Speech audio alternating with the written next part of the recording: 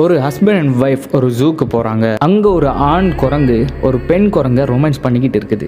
அந்த சீன் அப்படியே இந்த ரெண்டு பேரும் பாக்குறாங்க. அப்போ அந்த ஒய்ஃப் சொல்றா, ஷா அந்த கப்பலை பாருங்களேன், எவ்வளோ அழகா ரொமான்ஸ் பண்ணிக்கிட்டு இருக்குது. ஹஸ்பண்ட் சைலண்டா இருக்கிறாரு. அப்படியே ரைட் சைடா பாக்குறப்போ சிங்கங்களுக்கான ஒரு இடம் இருக்குது. அதுல ஒரு ஆண் சிங்கம் ஒரு ஓரமா ஒதுங்கி படுத்துக்கிட்டு இருக்குது.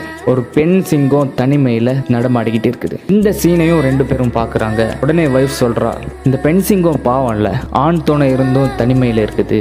Life is not without love அப்படின்னு சொல்றாங்க. சைலண்டா இருந்த அந்த ஹஸ்பண்ட் இப்போ பேசுறாரு. கீழே கிடக்கிற அந்த கல்லை எடுத்து அந்த பெண் சிங்கத்துக்கு வீசுன்னு சொல்றாரு. அந்த வைஃபும் ஒரு நிமிஷம் யோசிச்சுட்டு வீசுறாங்க. அப்போ ஒரு ஓரமா படுத்துக்கிட்டு இருந்த அந்த ஆண் சிங்கம் எந்திரிச்சு தன்னோட பெண் துணையை காப்பாத்துறதுக்காக கர்ஜிக்குது. அந்த கர்ஜனையை கேட்டு அந்த பெண் நடுங்கி நிக்கிறா.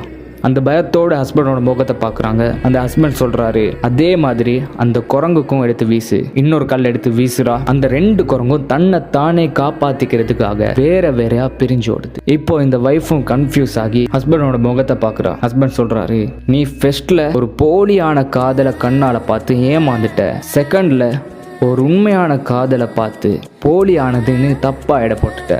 இந்த உலகத்துல குரங்கோட காதல் மண்ணு மாதிரி எப்பவும் எங்கேயும் கிடைக்கும். பட் அந்த சிங்கத்தோட காதல் அங்க மாதிரி தேடினா மட்டும்தான் கிடைக்கும். இந்த ஸ்டோரியில நீங்க லேர்ன் பண்ண சின்ன விஷயத்த சிம்பிளா சொல்லிட்டு போங்க. நன்றி.